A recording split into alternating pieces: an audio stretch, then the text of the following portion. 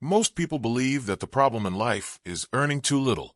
But Solomon, the richest and wisest man who ever lived, explained something disturbing. Earning more money doesn't solve what truly impoverishes you. What if I told you that increasing your income could actually worsen your situation? Not due to lack of effort, but because of an invisible error that almost no one notices? Today you will understand why people who earn more and more remain trapped, tired, and frustrated, and why Solomon would call this a silent trap. Stay until the end, because the last point completely changes how you see money, effort, and prosperity. Subscribe to the channel so you don't make these same mistakes in your life. Most people begin life believing that their problems exist because they lack money. They lack the money to breathe easier, to rest, to have security, to feel in control. And it is precisely there that Solomon would identify the first great human error, confusing increased income with life solution. Earning more seems logical. It seems mature. It seems responsible. But Solomon observed something that transcends centuries. When a person's inner self is disorganized, money doesn't fix it, it amplifies it. What was already wrong simply gains more space to manifest itself. Those who live in anxiety and earn little, when they start earning more, don't find peace. They find new reasons to worry. Now there's more to lose. More responsibilities. More fear of failure. The money didn't bring relief, it brought tension. Those who already spent to compensate for frustrations, when they earn more, spend even more. Not out of necessity, but out of habit. The problem was never the amount of money available, but the emotional relationship with it. Solomon would say that the mistake lies not in desiring prosperity, but in believing that external prosperity can reorganize internal chaos. He saw people increase their wealth without ever increasing their wisdom. And the result is always the same: a restless heart in a more expensive environment. Humans often say, "When I earn more, everything will fall into place." But the opposite is actually true. Life expands to fill all the space that money allows. New expenses arise, new standards become normal, and what once seemed like a luxury becomes an obligation. The relief promised by the next paycheck is short-lived. Silently, frustration returns. Solomon would sum it up directly: whoever loves money is never satisfied. Not because money is insufficient, but because it wasn't created to satisfy that which is invisible. Money pays bills, but doesn't solve insecurity. It buys comfort, but doesn't buy meaning. It expands options, but doesn't teach choices. The problem begins when someone turns to money as an answer to questions they don't know the answer to. Peace, self-worth, meaning, control. When money fails to fulfill this role, the person doesn't question the belief. They double down, work harder, run more, sacrifice more, all believing that the next level will finally solve everything. Solomon saw this as a silent trap. It makes no noise. It causes no immediate pain. On the contrary, it seems like progress. But little by little, the person realizes that they are always tired, always running, always waiting for a destination that never comes. Earning more money doesn't solve the problem when it's not financial. And that's the part few people accept. Because it's easier to seek more money than to confront internal disorders. It's more comfortable to blame income than to admit that the relationship with money has been wrong from the start. Therefore, Solomon taught that before increasing possessions, one must increase understanding. Before expanding gains, it is necessary to adjust priorities. Otherwise, money does not become the solution. It becomes a mirror, and not everyone is prepared for the reflection it shows. That's the first mistake. Subtle, seductive, widely accepted, and precisely for that reason, so dangerous. When income increases, almost no one notices a silent force at work. It's not a conscious decision. It's not a planned mistake. It's an automatic movement that Solomon would have recognized from afar. The standard of living rises to meet the new level of income, and what seemed like progress slowly begins to transform into imprisonment. At first, everything seems like a victory. The extra money brings relief, a sense of accomplishment, personal pride. The person believes they've finally escaped financial hardship. But without realizing it, new expenses begin to pile up. A slightly larger house, an additional commitment, a lifestyle that now makes sense for someone earning at that level. None of this seems excessive in isolation. The problem lies in the combination of factors. Solomon observed that the more someone possesses, the more they need to protect. What was once simple becomes complex. What once required little now demands constant maintenance. Money doesn't just buy things, it creates dependencies. And each new dependency reduces the margin of freedom. The danger of this trap is that it disguises itself as deserving. People think, I worked for this, I earned this, I deserve this. And in fact, many times they do deserve it. But Solomon would teach that deserving something doesn't mean it's wise to keep it. Not everything that is accessible is sustainable. A high standard of living comes at a fixed monthly price that doesn't show up on a bank statement. It demands attention, time, emotional energy, and above all, peace of mind. Now, a person can't slow down, can't make mistakes, can't say no. Any instability becomes a threat. The feeling of freedom that money promised disappears, replaced by a constant fear of losing it. And the higher the standard, the greater the fear. Solomon would call this a gilded cage. Everything looks beautiful on the outside, but it limits movement on the inside. The most subtle aspect is that the person doesn't realize when they've crossed a line. They still earn well. They still pay the bills. They still maintain an image of success. But they live under pressure. They live exhausted. They live supporting a system that demands continuous growth just to stay afloat. Solomon saw kings surrounded by gold who couldn't sleep, people with everything they wanted, but who had lost the ability to choose. Because when the standard of living rises without wisdom, life ceases to be guided by values and becomes guided by obligations. Another point Solomon would highlight is that the standard of living rarely falls as easily as it rises. People adapt quickly to comfort, but suffer intensely at the thought of giving it up. This creates a psychological prison even stronger than the financial one. It's no longer about money. It's about identity. Who am I without it? And so, earning more didn't bring freedom. It brought a more expensive structure to maintain. The increase in income, which seemed like a solution, became a permanent commitment. Rest was postponed. Peace was conditioned on maintaining the pace. Life became a silent agreement. I keep running, and you keep allowing me to live at this level. Solomon would warn that true prosperity is not about how much you can keep, but how much you can give up without losing yourself. When your standard of living dictates your choices, money ceases to serve and begins to control you. And at that point, even those who earn a lot can be deeply trapped. After observing the increase in income and the rise in living standards, Solomon arrived at the most uncomfortable point of all.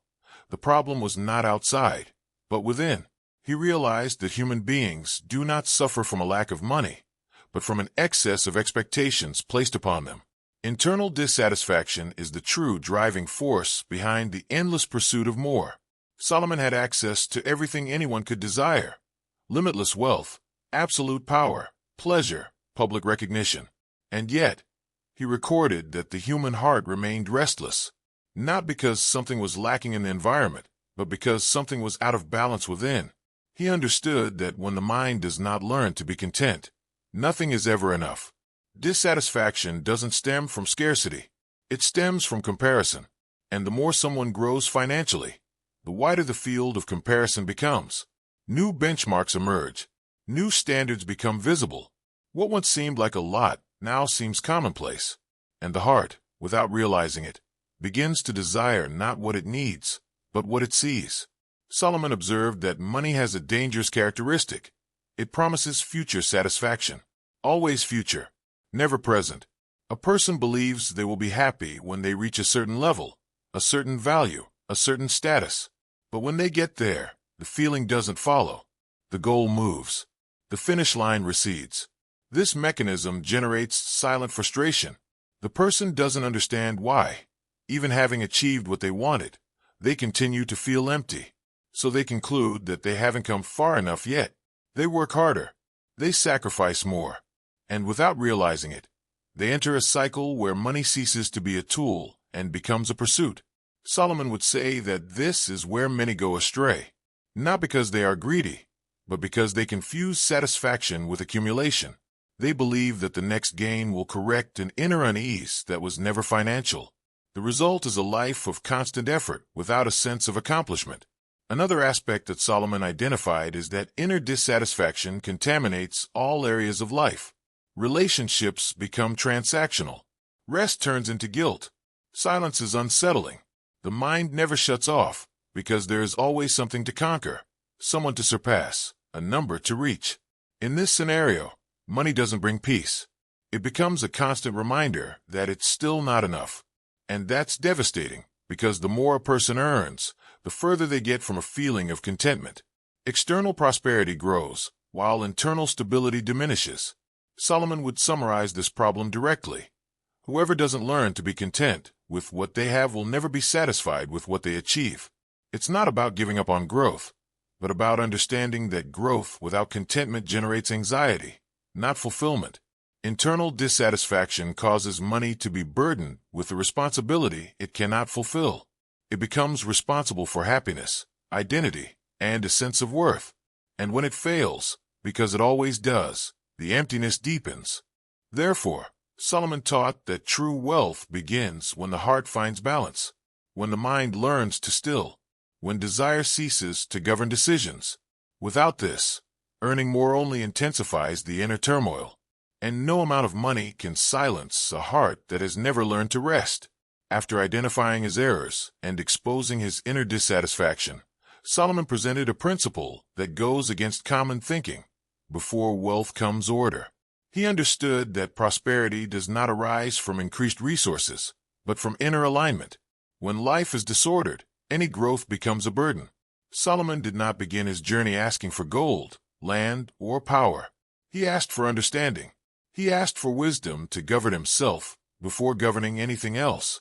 This request reveals something profound. Whoever cannot manage their own inner self is not prepared to manage abundance. The order Solomon refers to is not rigidity or excessive control. It is clarity. Clarity about limits, priorities, values, and purpose. When these elements are confused, money enters an unstable system, and unstable systems cannot support growth without collapsing. Many people believe that more money will bring organization, that with more resources it will be easier to plan, decide, and balance. Solomon observed the opposite. Without prior order, money only accelerates chaos. It amplifies bad decisions, reinforces unproductive habits, and intensifies internal conflicts. Solomon's wisdom teaches that true prosperity is built from the inside out. First comes self-control, then control of resources. First comes the ability to say no, then the ability to acquire. Without this, money begins to control life, not serve it. Another central point of this principle is that order creates emotional stability. When a person knows who they are, what they want, and how far they can go, money ceases to be a threat or a salvation. It becomes a tool. And tools are only useful in the hands of those who know how to use them. Solomon also realized that a lack of order generates waste, not only of money, but of time, energy, and attention. Disorganized people live busy lives, but are not productive. They work hard, but build little. They earn more, but advance less. Effort dissipates because there is no clear direction. According to Solomon, financial order begins with limits. Knowing how much is enough. Knowing when to stop. Knowing how to differentiate between need and want. These limits do not restrict prosperity. On the contrary, they protect it. Where there are no limits, there will always be excess and, soon after, exhaustion. Solomon understood that true blessing lies not in the size of the harvest, but in the ability to manage it peacefully. A prosperous life is not one that accumulates endlessly, but one that grows without losing control. Where there is order, growth is sustainable. Where there is none, any increase becomes a threat. This principle explains why some people, even with few resources, live lightly, while others, surrounded by abundance, live under constant pressure. It is not quantity that defines prosperity, but the internal structure that sustains it. Therefore, Solomon taught that seeking wealth without seeking order is like building on sand. Growth may occur, but it will be unstable. And when the pressure increases, everything that wasn't organized from the beginning starts to crumble. Wisdom comes first, always first. After exposing the errors, the trap of the standard of living, internal dissatisfaction, and the principle of order, Solomon leads the reflection to the most decisive point. The change that truly solves problems lies not in earning more, but in governing better.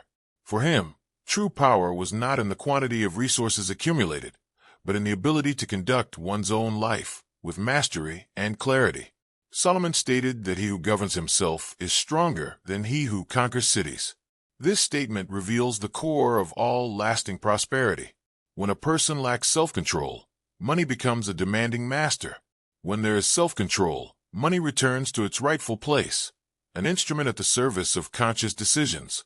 The big turning point happens when individuals stop asking how much they can earn and start asking who they are becoming while they are earning. This shift in focus completely changes their relationship with work, consumption, and success. Money ceases to be an end in itself and becomes a consequence of an organized life. Solomon taught that inner alignment creates outer stability. When the mind is aligned, decisions become simpler. Excess loses its allure. Comparison loses its power. Haste diminishes.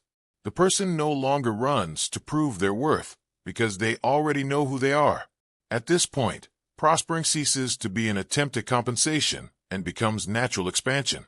This change also redefines the concept of wealth. Wealth is not just about accumulating, but about having freedom of choice. It's about being able to say yes without fear and no without guilt. It's about having resources without being a slave to them. Solomon understood that true poverty is not the lack of money, but the inability to rest even when having everything.